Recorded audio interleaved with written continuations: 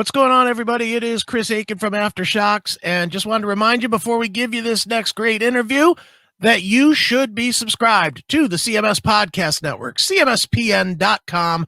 That is the web address. You can watch, you can listen, you can subscribe. Everything you need to do to catch not only this episode, but everything that we've done in the past. It's all over there on the CMS Podcast Network, as well as great shows from the Classic Metal Show, Shockwave Skull Sessions, Talk to Me, and of course, Aftershocks TV. So sign up today and you will never be without entertainment again. All right, enough of this. Let me give you the interview you came here to see.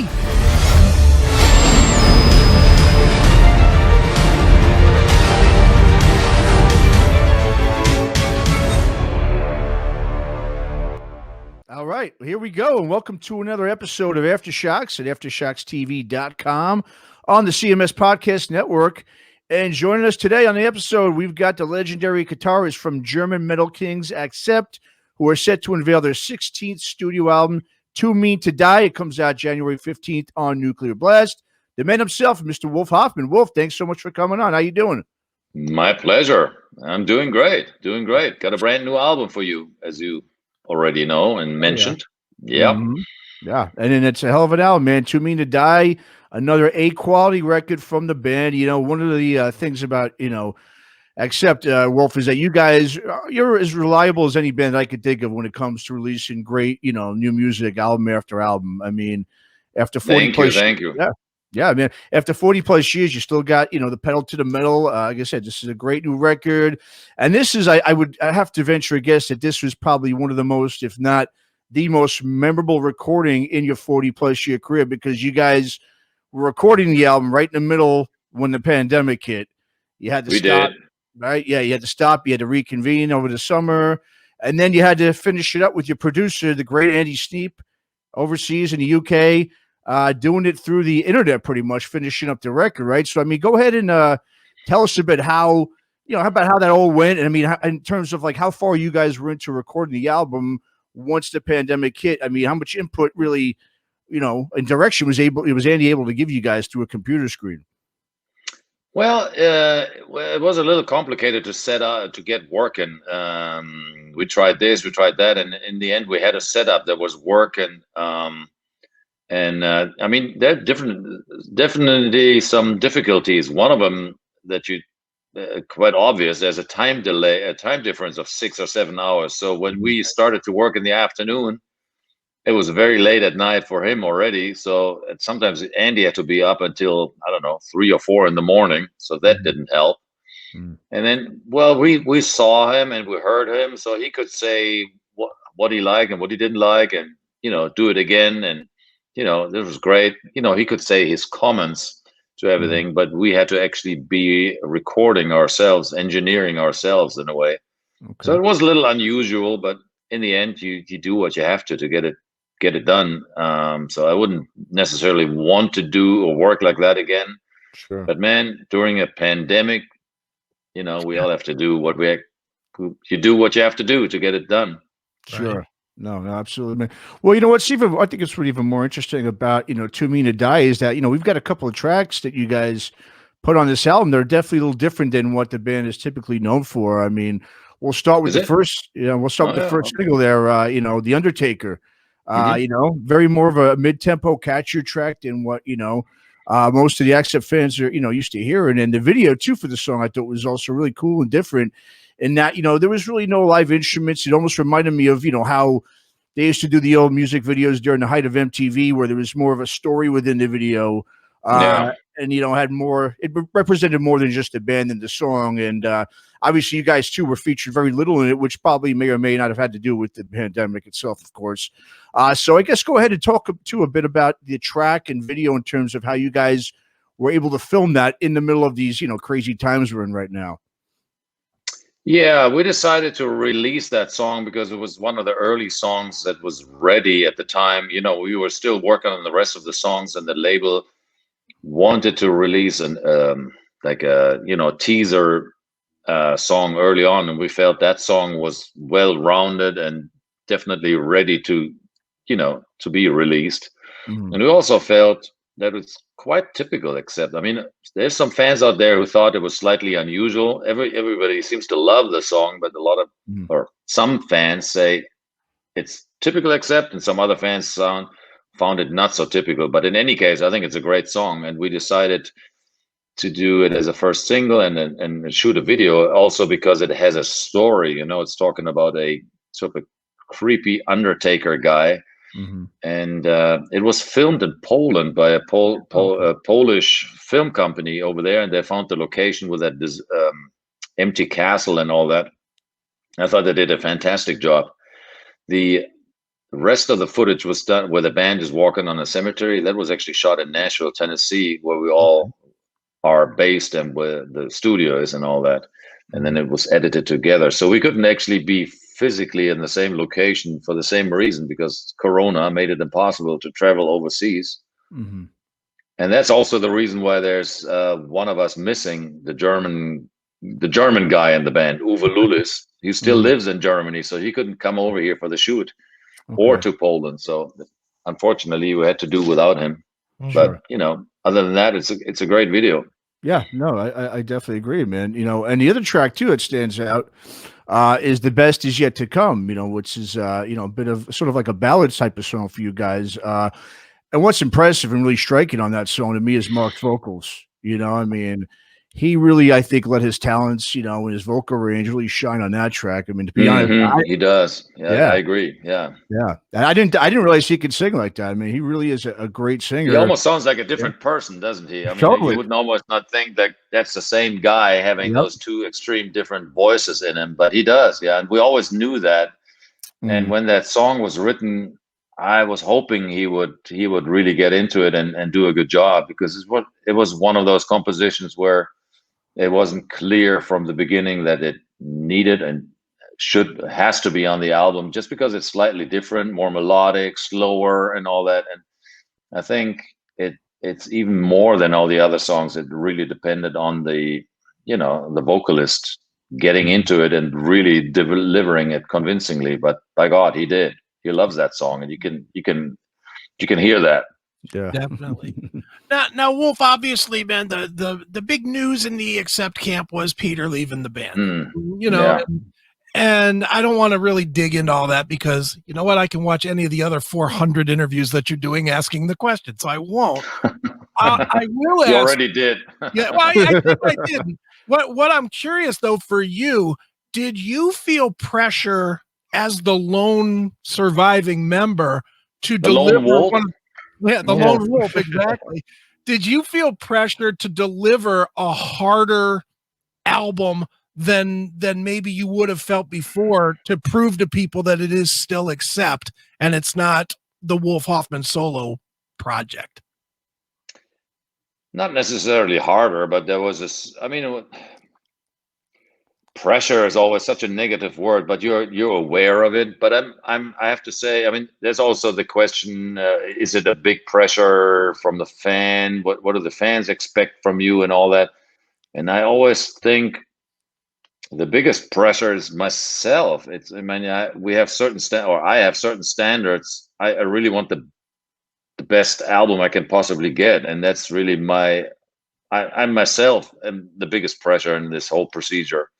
Sure. You know, so, and yeah, Peter leaving is definitely, that's a sad story, and I wish it, you know, he wouldn't have left, but he decided to. And you know, at the end of the day, I keep the ship rolling the best I can, and in the end, the fans have the final say in all this, whether they like this album as much or better or worse, or I don't know, you know, whether it made a huge impact that he left, because Peter and I have been writing a lot of the songs over the years together, and now he was no longer by my side, basically. So I had help from other people, but I obviously had to write more myself on Right. this album. Yeah. Sure. Now, I want to piggyback off what you just said there about the, you know, the standards that you put on yourself. Hmm.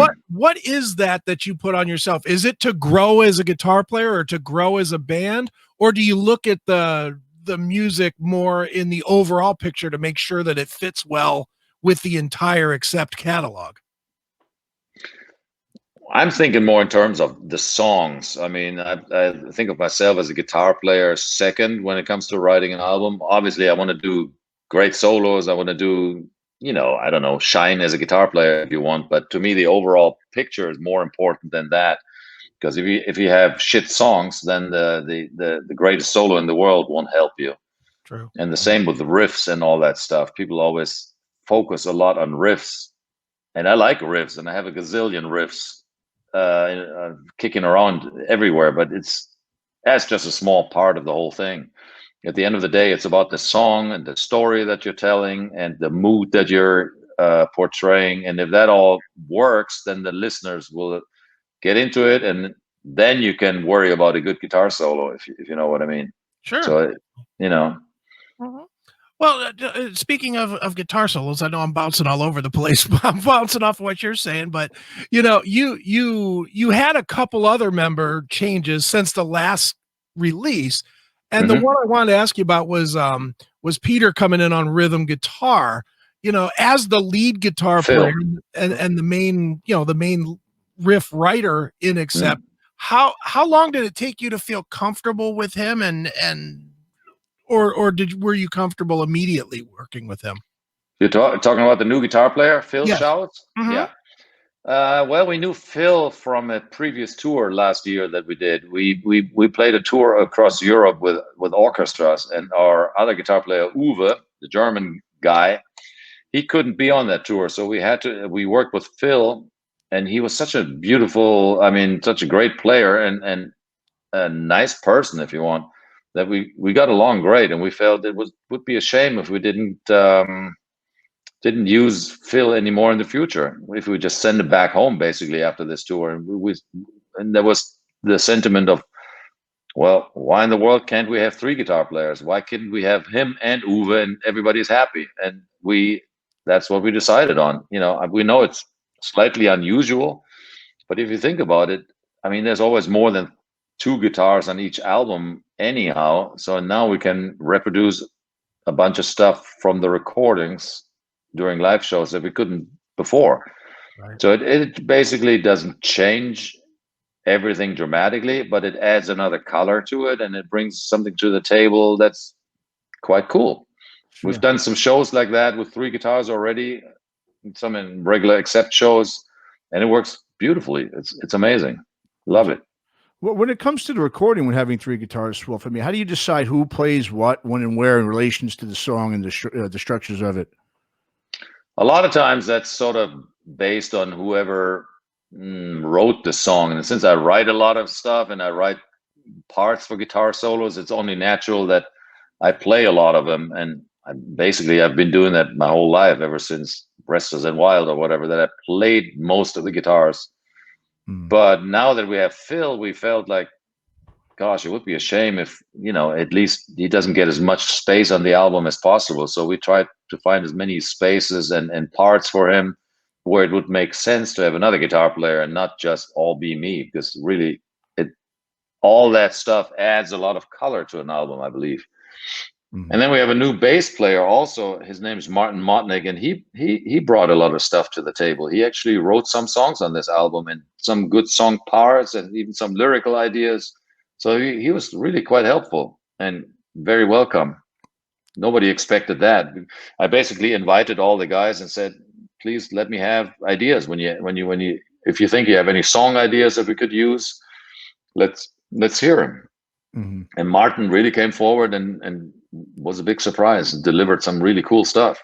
Yeah, very cool. I wanted to just ask you too, Wolf, about, I mentioned a name earlier, Andy Sneap, who in my opinion is arguably, the best producer in metal.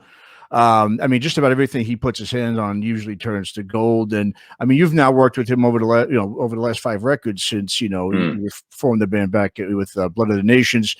And many who've worked with him over the years, they consider him to, be not just a producer, but sort of an extension of the band itself, almost like an extra member, as we've seen him actually do, with Judas Priest. How crucial is it to have a guy like that to work with from record to record? And I mean, how does he differ, in your opinion, from the other producers that you worked with, throughout your career? Yeah, quite differently, but good differently. Well, first of all, he's a guitar player, so that helps. You know, he understands guitar riffs and guitar sounds and guitar this, guitar that. He's even more of a guitar freak than I am, as far as like I think he has more guitars and he constantly fiddles with guitars, even more than I do nowadays. But that's good. That's great. Mhm. He's a bit of a gearhead too, so he's always, you know, interested in gear and loves to, you know, work on amps. And he was the when I first discovered this Kemper amp that I now use, he and I discovered it together almost. But as a producer, he's fun to be around, low key, an amazing engineer, and a metalhead. That's really what it comes down to. That's really where the previous producers we worked with sometimes were great at engineering, or they had expertise. As Dieter Dirks was more of a pop rock kind of producer. He wasn't really a metal fan, and you always felt there's a disconnect between what we're trying to do and what he's listening to. What, you know, but with Andy, there's none of that. He even told us when we first met that he grew up listening to Accept as a teenager, and well, he's not a teenager anymore, but he's still a metalhead. So it definitely, there's a bond immediately, or there was a bond immediately when we met all these years ago. And he seems to be now the perfect guy to work, you know, for us as a producer. So if it works, don't change it. You know, that's my motto. Sure. Yeah, absolutely. You know, while I have you here, Wolf, I definitely wanted to ask you just real quick or talk to you a bit about your solo work that you did on the Headbangers Symphony record, which you put out about 4 years ago. I mean, yeah, there's been a lot of metal artists over the years that have tried to, you know, add the symphonic and classical, you know, instrumentation and elements to metal. But I think really on that record, you took it to another level because it seems like your goal was to educate metal fans and listeners on sort of how connected both metal and classical music really are. And I mean, that album, you know, does so, I think, in such a unique way by, you know, how it arranges and takes the certain samples of classical pieces done by some of the obviously biggest classical music artists.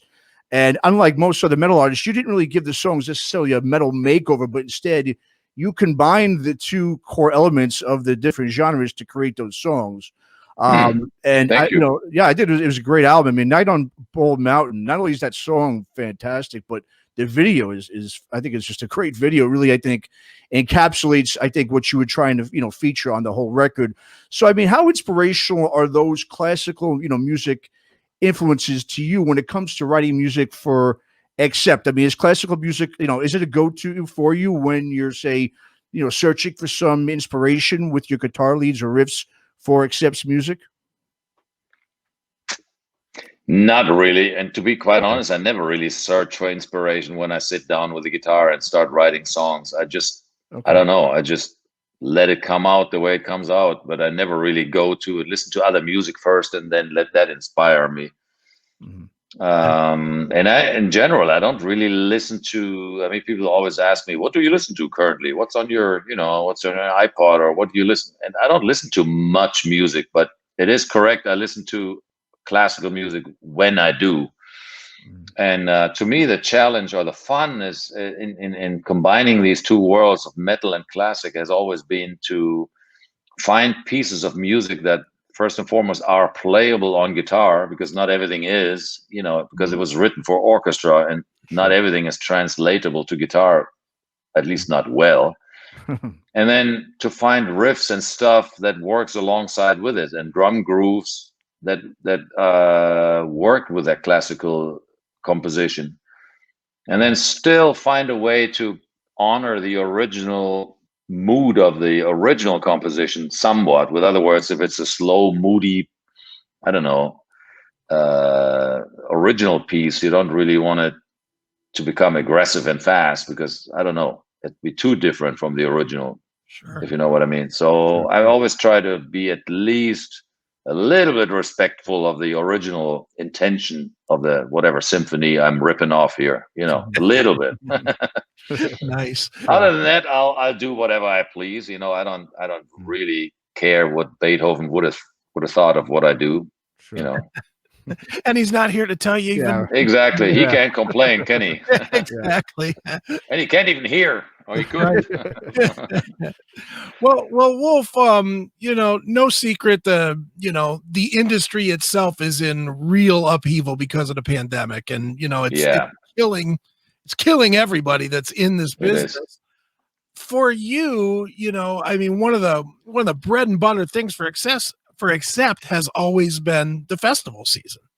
It is, yeah. And it was killed last year or this year. It was postponed until next year, and now we're hoping that it will happen in 21. Yeah. What do you think will happen? Do you think it'll happen, or do you think that we might be going into a time where that kind of a gathering is not going to happen anymore? Oh, don't even say it. I'm just thinking out loud. I hope not, but no, I hope not either. I mean, I'm still hoping for this coming season in 21 that at least some of those festivals, or maybe even all of them, can happen. Might be naive, but we don't know. Well, I'm with you. I certainly hope it does, but just given the way people are right now, I cannot imagine 6 months from now anywhere allowing 100,000 people to gather in one place. It's hard to imagine, but even if it's just a few thousand, it would be better than nothing. I agree.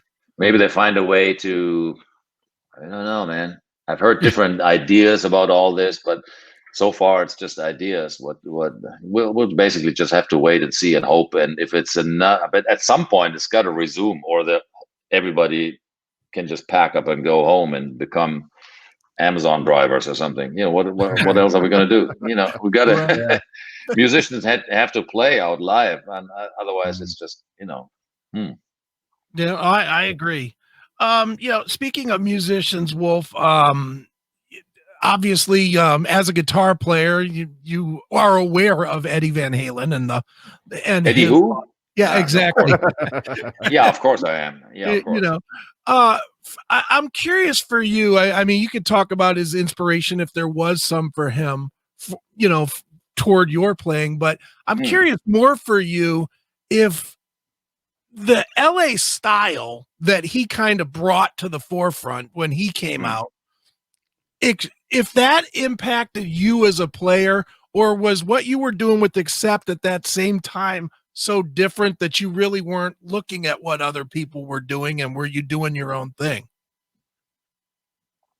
Yeah, you said that word, LA style. That's actually a true thing, because there was a lot of players that tried to be like Eddie, and there was a whole school of players that had all the chops and looked cool and could twirl the guitar, and the whole, I don't know, yeah, you're right, there was a whole league of LA players, and he was certainly the best. And he was, my God, he was a legend. And when he first came onto the scene, I remember everybody was blown away, like, whoa, what is that guy, and where does he come from, and how does he do that? And we all tried to be like him for a split second, but I realized pretty soon I'm not that guy, and I guess my roots were always way different.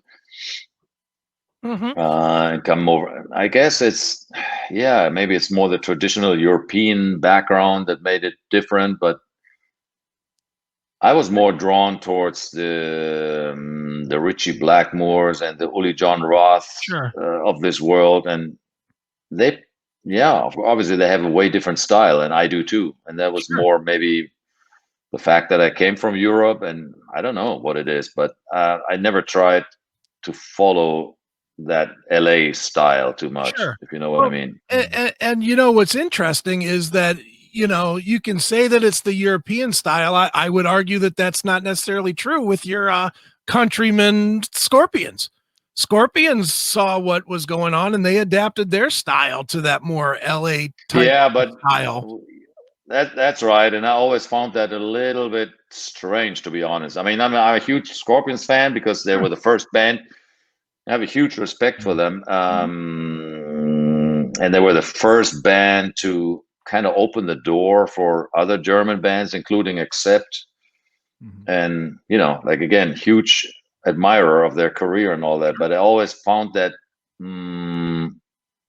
the LA side of their image slightly strange, to be honest, because I know they were German, they were very German, even more German than we are, so they were not about LA and drugs and babes, and I mean they always try to portray this ultra cool, sexy image, but they're just a bunch of Germans.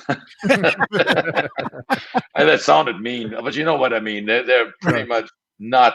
I mean, they were not from LA, but they always tried to be as cool as the other LA guys. I don't know. I'm not. I don't know how to say it properly, but there was always a certain disconnect. Sure. Something was a little bit fake in there, and I always felt a little bit sorry. They didn't really need that.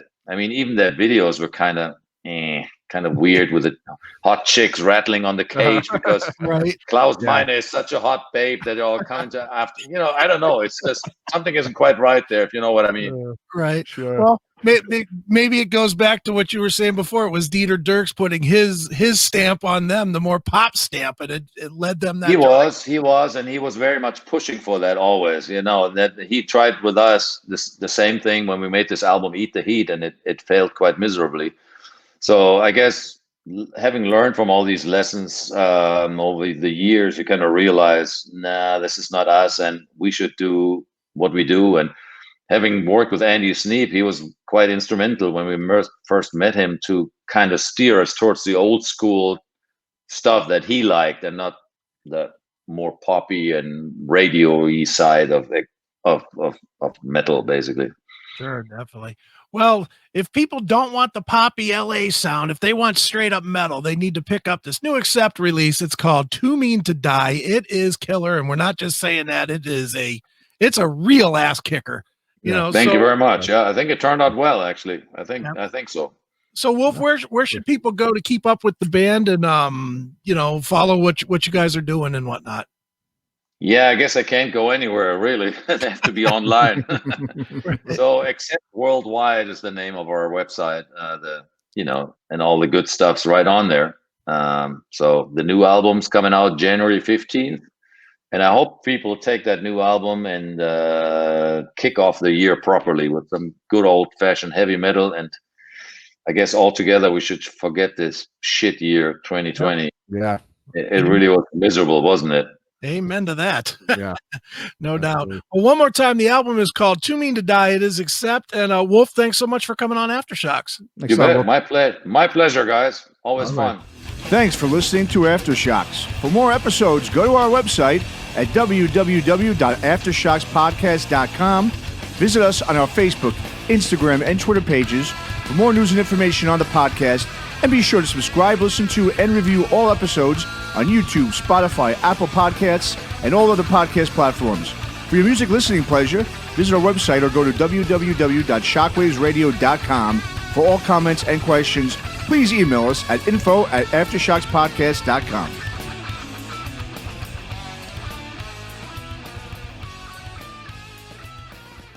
All right, everybody, another great interview right here on Aftershocks TV. And before we go, just want to remind you one more time, make sure you get over and subscribe to the CMS Podcast Network, cmspn.com. You can watch, you can listen, you can subscribe to everything that we do. Not only us, but the classic metal shows, Shockwave Skull Sessions, Talk to Me. It's all there. One site. Get 4 great shows.